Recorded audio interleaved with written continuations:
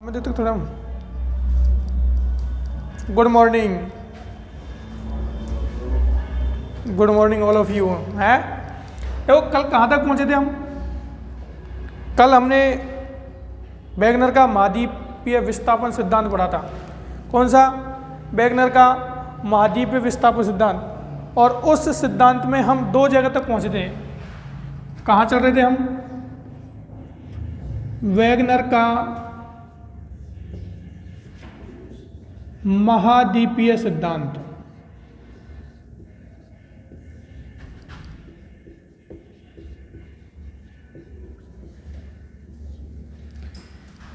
इस वेगनर के महाद्वीपीय सिद्धांत में हम दो तथ्यों पर पहुंचे थे। कितने तथ्यों पर पहुंचे थे?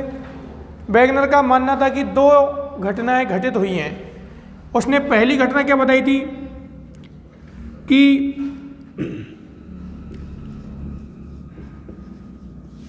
महाद्वीप विस्थापित हुए हैं। लिखना है साथ के साथ में, क्या हुए हैं?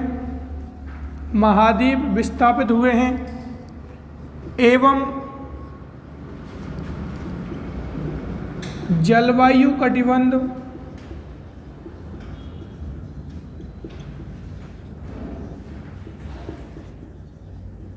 स्थिर। एक चीज तो ये बताई थी कि महाद्वीप विस्थापित हुए हैं और जलवायु कटिबंध क्या है। दूसरी चीज क्या बताई थी? दूसरी उसने बताई थी कि जलवायु कटिबंध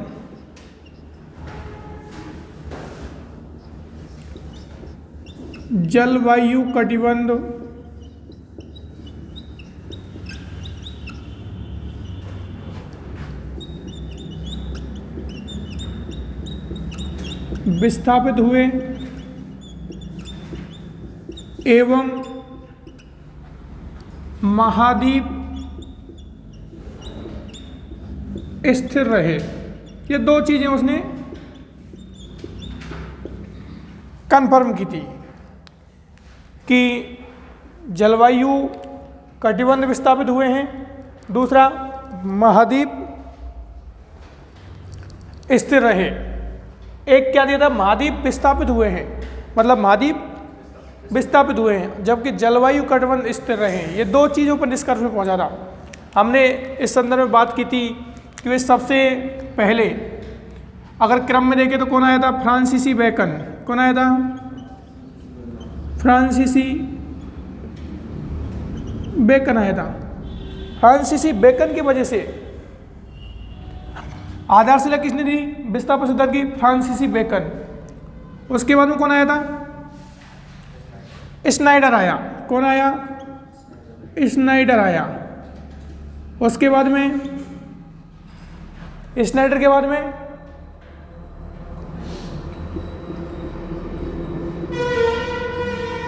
ग्रिफिथ टेलर आया।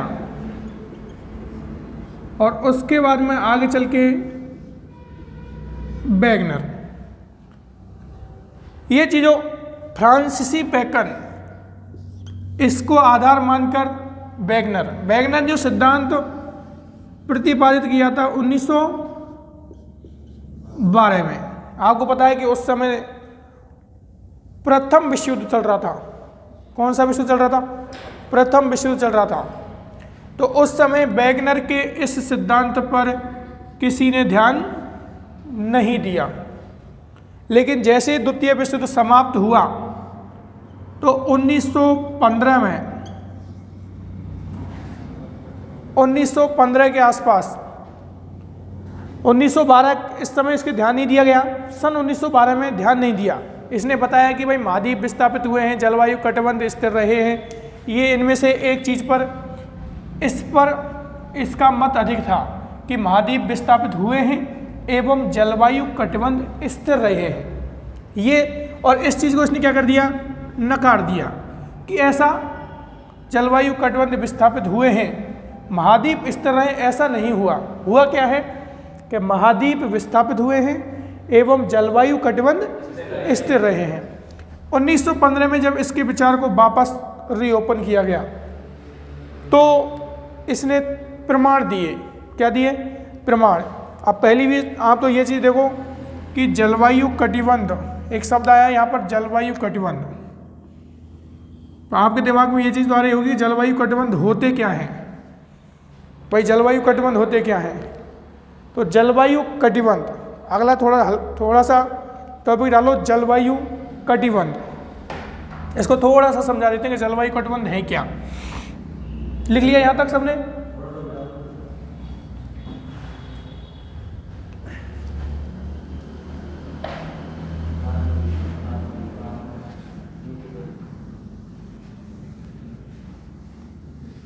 ये चीज मैंने यहां तक आपको कल समझा दी थी।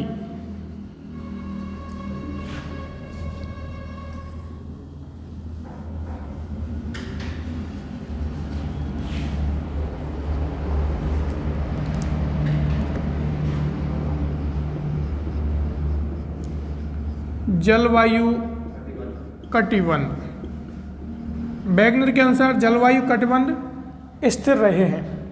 जलवायु कटिबंध होते क्या हैं? एक शब्द आता है आपका मौसम, सुना है क्या मौसम?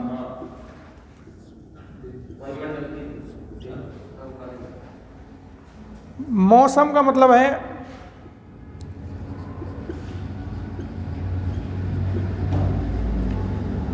वायुमंडलीय दशाओं में परिवर्तन।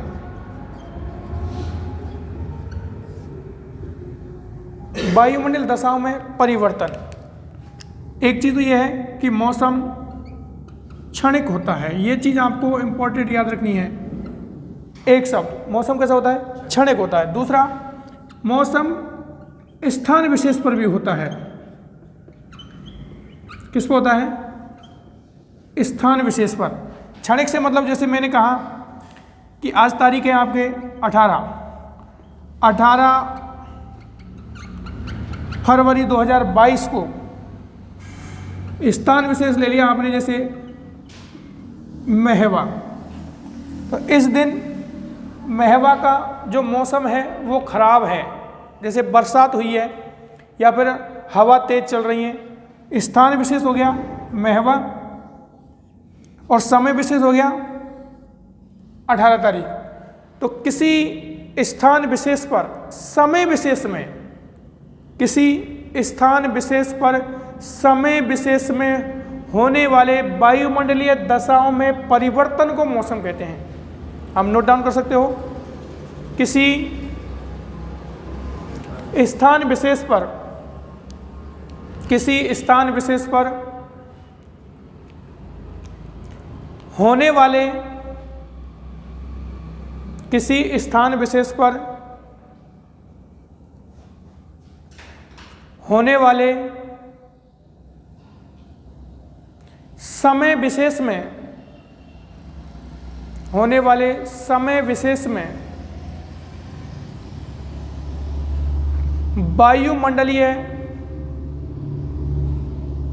वायुमंडलीय दशाओं में परिवर्तन क्या कहलाएगा? मौसम कहलाएगा। क्लियर? जब आपके बात मौसम की समझ में आ गई तो मौसम से ही बनता है जलवायु। मौसम से क्या बनेगा? जलवायु बनेगा। मौसम से ही बनेगा जलवायु।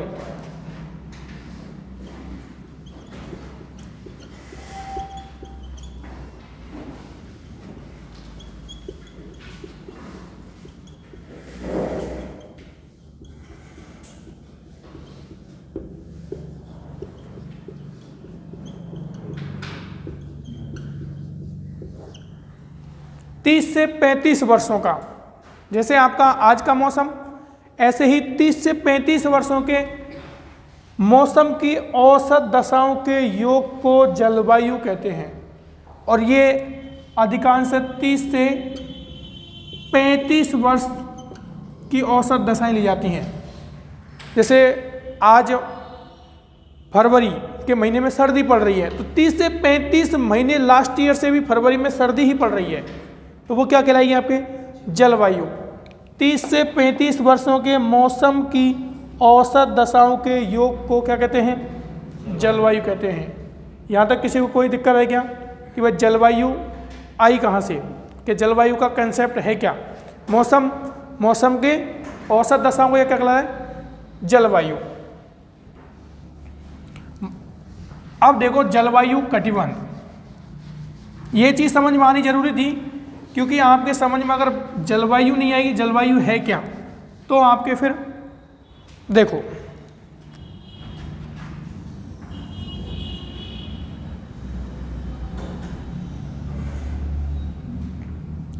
पृथ्वी को उत्तरी एवं दक्षिणी गोलार्ध में कौन सी रेखा बांटती है? विषुवत रेखा या भूमध्य रेखा।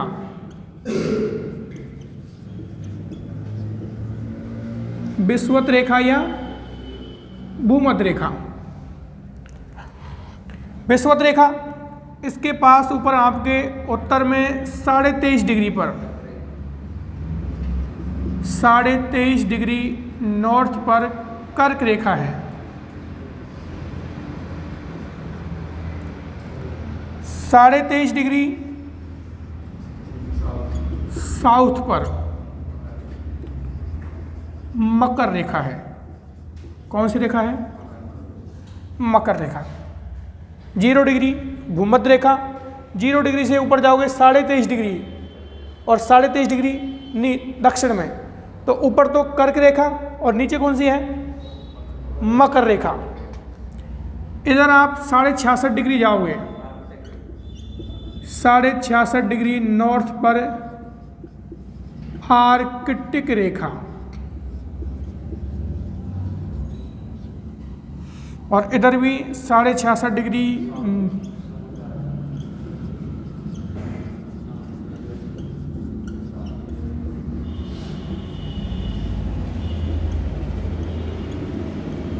अंटार्कटिक रेखा।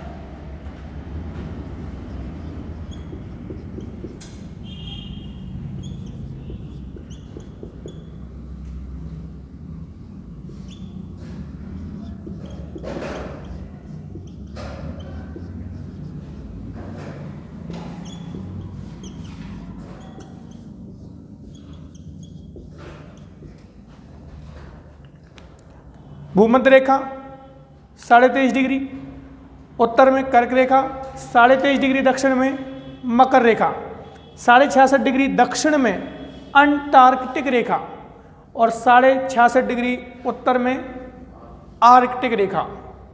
इधर आपका 90 डिग्री नॉर्थ पर क्या है? उत्तरी ध्रुव, और 90 डिग्री साउथ पर दक्षिणी ध्रुव। ये चीज़ तो सबको समझ में आती है ना, अक्षांश देशांतर में ये चीज़ हमने सबने पढ़ रखी है। अब देखो, जब भी सूर्य की स्थिति होती है,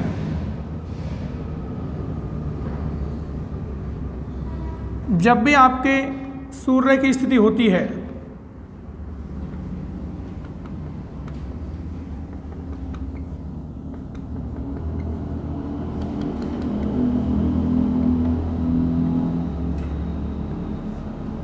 जब भी आपके सूर्य की स्थिति होती है, सूर्य का जो प्रकाश है वो सूर्य के सामने जो क्षेत्र होता है वहां तो क्या पड़ता है? सीधा पड़ता है। कैसा पड़ता है? सीधा पड़ता है सूर्य के सामने वाले क्षेत्रों में।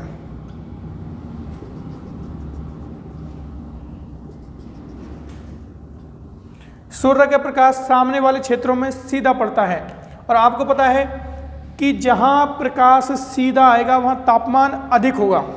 तापमान कैसा होगा? अधिक होगा। जहां सूर्य का प्रकाश आएगा वहां तापमान अधिक होगा।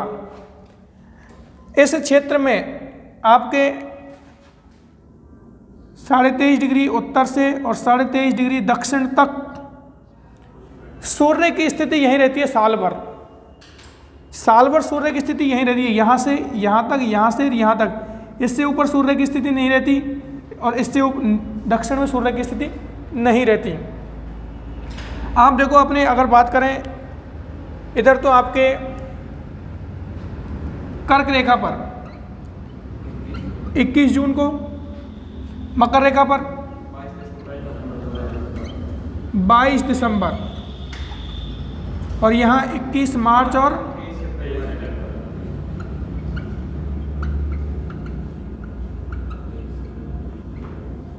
ये चीज़ 21 मार्च और 23 सितंबर को सूर्य विषुवत रेखा पर सीधा चमकता है। 21 मार्च और 23 सितंबर को, 21 जून को सूर्य कर्क रेखा पर सीधा चमकता है, और 22 दिसंबर को सूर्य मकर रेखा पर सीधा चमकता है। इस आपको ये क्षेत्र कवर किया है, तो यहाँ पर तापमान तो अधिक रहता है, तो इसे कह दिया उष्ण कटिबंध। क्या नाम है इसका? उष्ण कटिबंध नाम है। ये भी हो गया आपका उष्ण कटिबंध।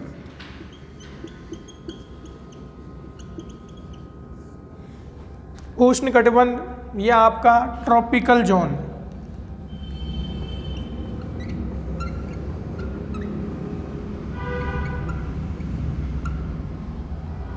ये चीज समझ में आई कि भाई उष्ण कटिबंध यहाँ है।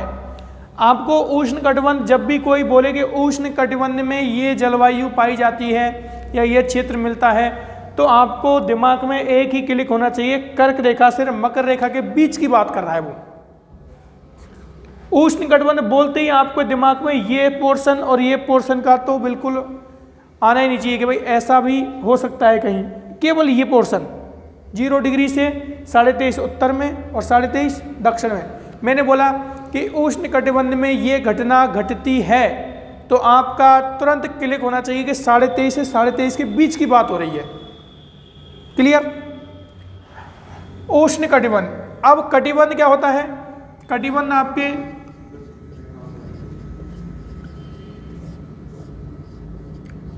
दो अक्षांशों के बीच का क्षेत्र कहलाएगा कटिबंध। वो हम जब अक्षांश और देशांतर पढ़ेंगे तब आ जाएगा। दो अक्षांशों के बीच का क्षेत्र क्या कहलाएगा? कटिबंध कहलाएगा। उष्ण कटिबंध हो गया। ठीक है।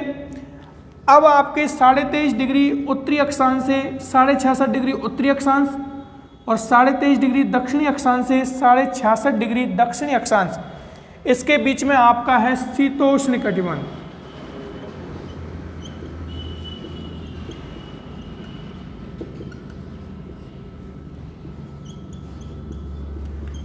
शीतोष्ण कटिबंध। शीतोष्ण कटिबंध अब हम देखो 66.5 डिग्री से 90 डिग्री नॉर्थ और 66.5 डिग्री से 90 डिग्री साउथ, इसमें है आपके शीत कटिबंध। कौन सा? शीत कटिबंध। इधर भी शीत कटिबंध है, इधर भी शीत कटिबंध है, इधर भी शीत कटिबंध है। क्लियर? यहां उष्ण कटिबंध। इस शीतोष्ण को उपोष्ण भी बोलते हैं। कौन सा? उपोष्ण। और इंग्लिश में कहो तो सब ट्रॉपिकल।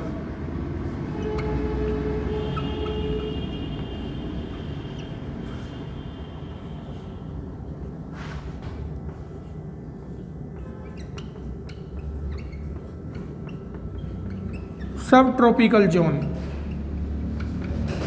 और शीत कटिबंध क्या बोलते हैं?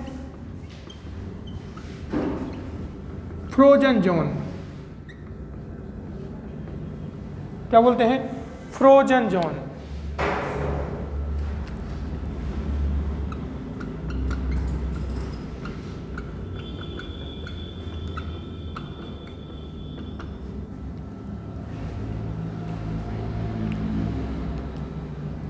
ट्रॉपिकल जोन समझ में आ रही है? वैगनर का जो सिद्धांत है उसमें कटिबंधों का जिक्र आएगा। वैगनर कहेगा कि उष्ण कटिबंध में हिमानी के अवशेष मिले हैं, हिमानी को या टिलाइट के अवशेष मिले हैं, हिमानी को टिलाइट कहते हैं। हिमानी के अवशेष मिले हैं उष्ण कटिबंध में। विरोधाभासी बात हुई कि नहीं हुई? मैं आपसे कहूं कि भाई 40 डिग्री टेम्परेचर पर बर्फ जमा दी, 40 डिग्री टेम्परेचर है और उस पर क्या है? बर्फ जम गई। ऐसा पॉसिबल है क्या? विरोधाभासी बात हो रही है। तो वैगनर कहता है कि जो आपका भूमध्यरेखीय क्षेत्र है उष्ण कटिबंध में हिम के अवशेष मिलना। दूसरी चीज शीत कटिबंध में कोयले के अवशेष मिलना। कोयला कहाँ मिलेगा? कोयला हमेशा वहां मिलता है जहां तापमान अधिक हो। तापमान कैसा होना चाहिए? अधिक होना चाहिए। आर्द्रता भी कैसी होनी चाहिए? अधिक होनी चाहिए।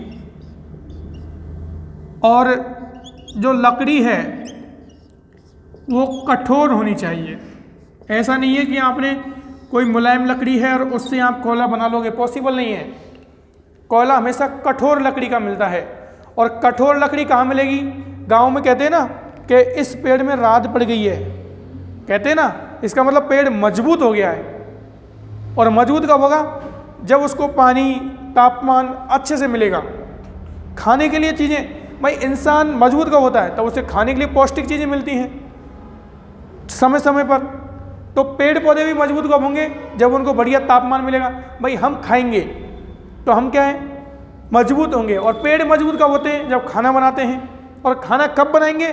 जब सूर्य का प्रकाश संश्लेषण क्रिया से तो बनाते हैं खाना, तो सूर्य का प्रकाश भरपूर आएगा। तो इसका मतलब पेड़ पौधे सूर्य का प्रकाश भरपूर आएगा तो खाना अधिक बनाएंगे, जिसकी वजह से क्या है? वो मजबूत भी होंगे। आई बात समझ में? मजबूत होंगे तो मजबूत लकड़ी चाहिए। किसके लिए? कोयले के निर्माण के लिए। किसके लिए? आपको कोयले का निर्माण करना है तो ये चीजें आवश्यक हैं। अब आप एक चीज तो बोल नहीं सकते, मैंने कहा कि शीत कटिबंधों में कोयले के अवशेष मिले। इसका मतलब यह है कि शीत कटिबंध में कोयले के अवशेष मिलना इस चीज का द्योतक है कि ये जो क्षेत्र शीत कटिबंध में जो भी महाद्वीप है या स्थल खंड है वो कभी ना कभी यहां तो रहा होगा। अगर यहां नहीं रहा होगा तो वहां कोयले के अवशेष नहीं मिलते। दूसरी चीज, उष्ण कटिबंध में हिम के अवशेष मिलना। किसके अवशेष मिलना? हिम के अवशेष मिलना। उसका मतलब है कि जो उष्ण कटिबंध में जो वर्तमान में स्थल खंड है वो शीत कटिबंध में रहा होगा। अगर ऐसा नहीं है तो गलत है, वो रहा ही है। दो पॉइंट बताए उसने कि या तो स्थल खंड विस्थापित हुए और जलवायु कटिबंध स्थिर रहे, एक पॉइंट दिया। दूसरा, स्थल खंड स्थिर रहे और जलवायु कटिबंध खिसके, दूसरा ये दिया था। उसने दूसरे तर्क को नकारा और उसने पहला तर्क क्या माना सही? कि स्थल खंड ही खिसके हैं। तो उसका पहला ही प्रमाण दिया उसने क्या? कि कोयले के संदर्भ में कि कोयला शीत कटिबंध में मिलना और उष्ण कटिबंध में हिमानी या टिलाइट्स के अवशेष मिलना, इस चीज का प्रमाण है कि महाद्वीप विस्थापित हुए हैं। एक चीज यहां तक कोई क्लियर? जैसे मैंने आपसे कहा कि भाई जैसे आपका कोई भी पेन का टुकड़ा है, ये पेन का टुकड़ा है, इस पेन के टुकड़े को मैं यहाँ से तोड़कर एक को यहाँ पटक दूँ और एक को उधर पटक दूँ, इसका मतलब या तो ये पेन खुद चल के आया है या किसी को इसने चल फेंका है। तो ये सेम कंडीशन है कि या तो स्थलखंड विस्थापित हुए हैं या जलवायु कटिबंध विस्थापित हुए हैं। तो हुए क्या है? स्थलखंड विस्थापित हुए। तो पहला प्रमाण क्या दिया उसने? कोयले के अवशेष। कोयले के अवशेष, ये बराबर कर रहे हो ना, नोट डाउन हो रहा है ना? धीरे धीरे हो रहा है ना? बिल्कुल जल्दी तो नहीं है, ठीक है। तो पहला प्रमाण दिया कोयले के अवशेष। मिटा दूं इसको? बना लिया सबने? कटिबंध समझ में आ गए ना भाई? ये उष्ण कटिबंध है, ये शीतोष्ण कटिबंध, शीत कटिबंध, ये भी शीत कटिबंध। बाकी आप जब जलवायु पढ़ोगे तब और समझ में पूरा आ जाएगा ये।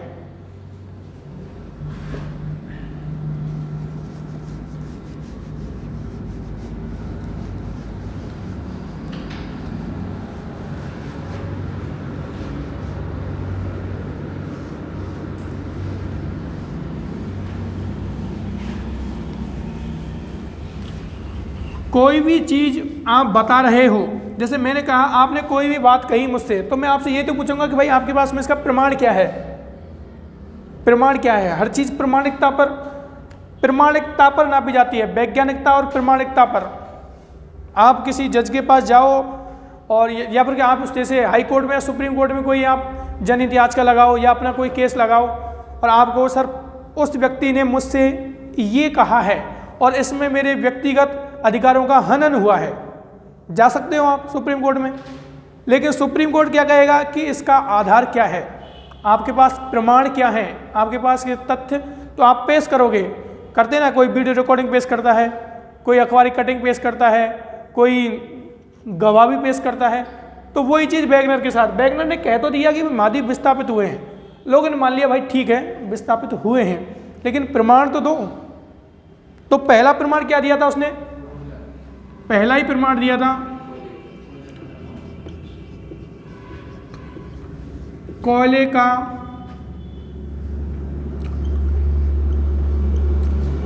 शीत कटिबंध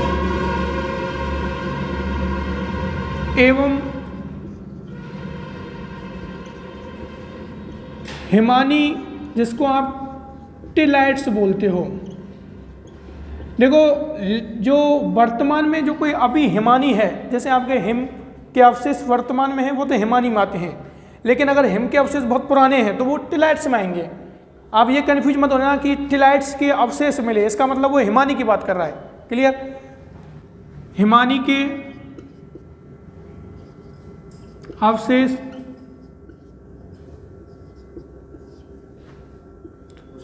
उष्ण कटिबंध में मिलना।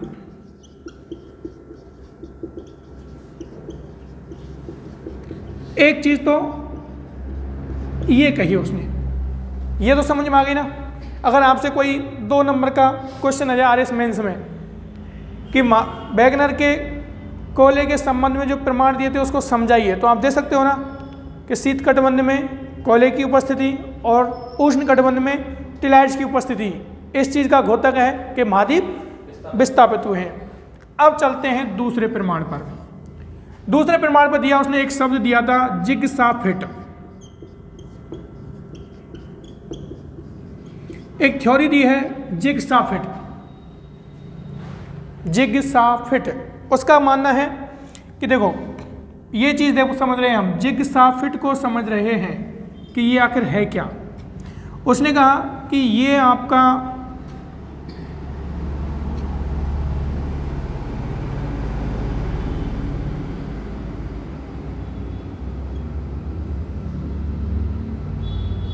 दक्षिणी अमेरिका है। क्या है? दक्षिणी अमेरिका। उसने कहा कि दक्षिणी अमेरिका महाद्वीप और इधर पास में ही एक महाद्वीप है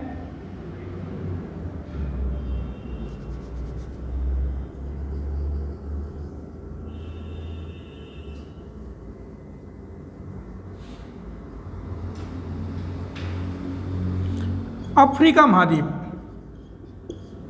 कौन सा महाद्वीप? अफ्रीका महाद्वीप। उसने कहा कि एक थ्योरी, एक सिद्धांत ये भी है कि भाई जिग्साफिट कि अगर आप दक्षिणी अमेरिका के पूर्वी भाग को, दक्षिणी अमेरिका का पूर्वी भाग और अफ्रीका का पश्चिमी भाग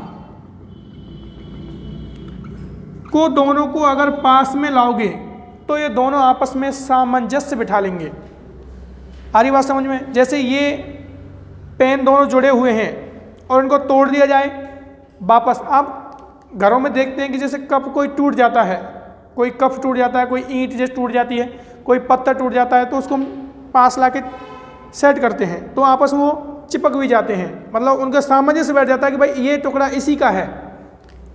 तो इसने क्या कहा कि दक्षिणी अमेरिका और अफ्रीका, दक्षिणी अमेरिका का पूर्वी तट और अफ्रीका का पश्चिमी तट दोनों आपस में सामंजस्यता रखते हैं, मतलब दोनों को अगर धीरे धीरे धीरे धीरे पास लाया जाए तो ये दोनों आपस में फिट हो जाएंगे। और यही को क्या कहा था उसने?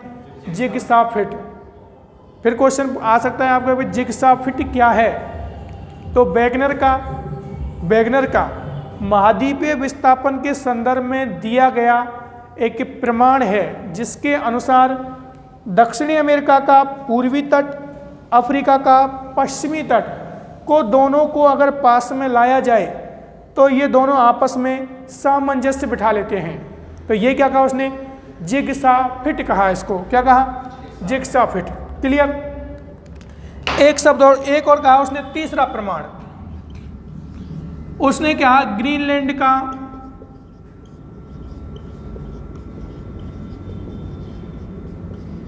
वर्तमान में गति करना। गति क्या, खिसकना लिख सकते हो आप। गति तो क्या है कि थोड़ा सा स्पीड ज्यादा मानी जाती है, खिसकना है, अच्छा सॉरी, खिसकना किसका, ग्रीनलैंड का वर्तमान में खिसकना। ऐसा वर्तमान में प्रमाणित हुआ है कि ग्रीनलैंड आज भी, ये जैसा अपना उत्तरी अमेरिका,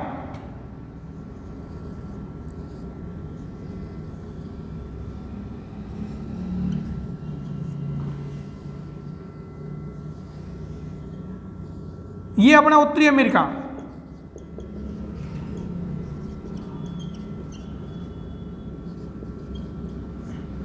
और यहां पर है आपका, ये है आपका ग्रीनलैंड।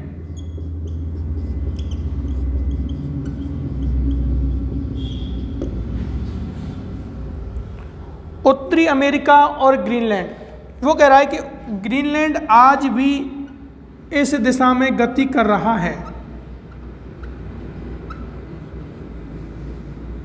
ग्रीनलैंड किस दिशा में गति कर रहा है, पश्चिमी दिशा में गति, किस में कर रहा है, पश्चिमी दिशा में। ये दूसरा प्रमाण, तीसरा प्रमाण दिया उसने। पहला प्रमाण कोल्या, दूसरा प्रमाण जिग्सापिट, तीसरा प्रमाण दिया कि ग्रीनलैंड वर्तमान में पश्चिम की तरफ खिसक रहा है, मतलब उत्तरी अमेरिका की तरफ खिसक रहा है। इसका मतलब महाद्वीप विस्थापित हुए हैं। भाई कोई चीज प्रमाणित हो रही है ना कि भाई ग्रीनलैंड आज भी पश्चिम दिशा की तरफ धीरे धीरे खिसक रहा है, इसका मतलब उत्तरी अमेरिका जो है, उत्तरी अमेरिका की तरफ खिसक रहा है, तो इसका मतलब महाद्वीप विस्थापित हुए हैं। ये चीज बनाई आपने। आपका ऐसे ही क्वेश्चन आएगा कि वर्तमान में ग्रीनलैंड किस दिशा में खिसक रहा है। आरएस का एग्जाम दे रहे हो आप कोई आरएस का एग्जाम दोगे तो ऐसा ही आएगा, ग्रीनलैंड का वर्तमान में खिसकना। या फिर ऐसा आएगा, वैगनर के महाद्वीपीय विस्थापन के संबंध में कौन सा उसने प्रमाण नहीं दिया, कौन सा उसने प्रमाण नहीं दिया।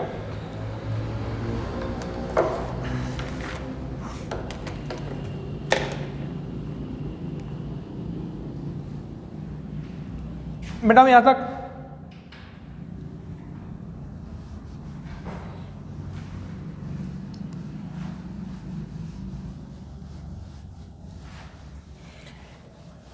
अगला प्रमाण है इसका, एक प्रमाण दिया इसने, अगला प्रमाण है लेमिंग जीव से संबंध प्रमाण।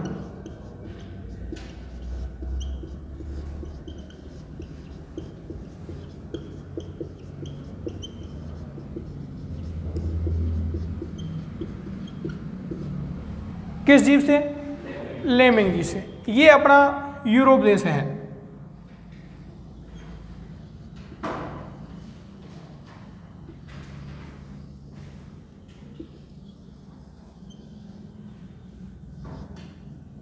यूरोप महाद्वीप मानो, ये क्या है, यूरोप महाद्वीप है। इस यूरोप महाद्वीप में यहां पर एक देश है जिसका नाम है नॉर्वे। देश का नाम क्या है, नॉर्वे। सब जानते हो, नॉर्वे को मध्यरात्रि का देश कहते हैं, सुना है ना सबने। नॉर्वे के संबंध में आपको फिर बता दूं मैं कि नॉर्वे मध्यरात्रि का देश,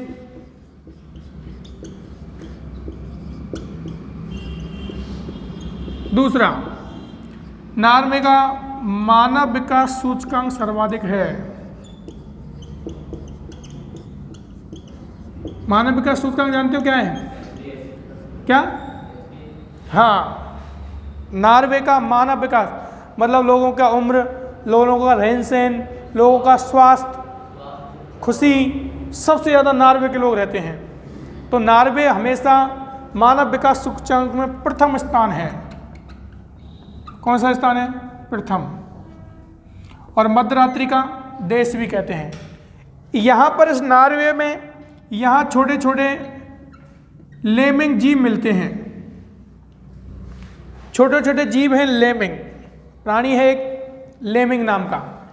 इस प्राणी के बारे में ऐसे बोलते हैं कि इसकी इधर आपके नॉर्वे के जस्ट सामने अगर देखोगे तो यहाँ पर क्या है, अटलांटिक महासागर है कि नहीं,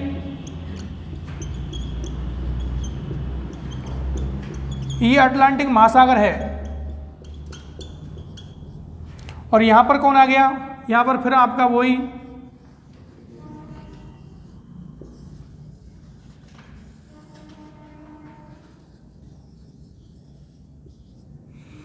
उत्तरी अमेरिका।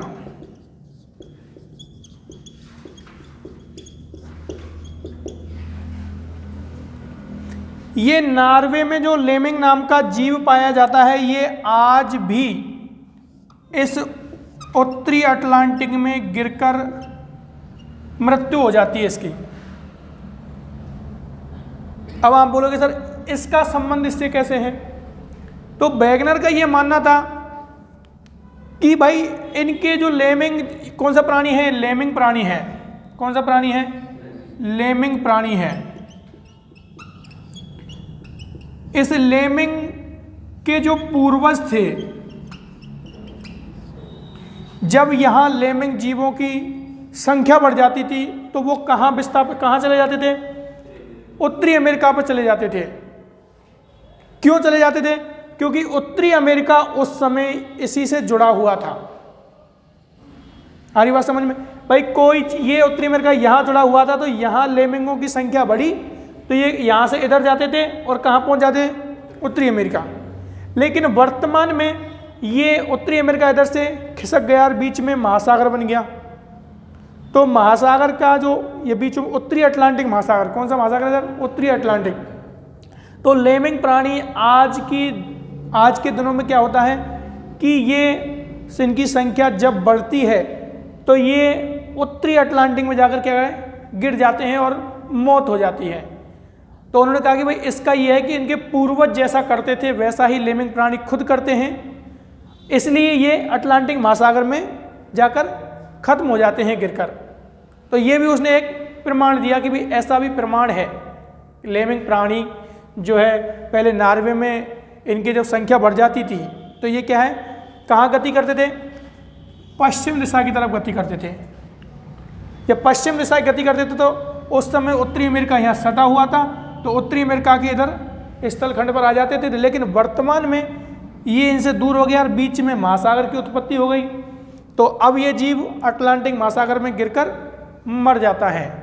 ये भी इससे संबंधित क्या है, एक प्रमाण है। ये चीज लेमिंग जीव से संबंधित प्रमाण, ये चीज समझ में आ गई।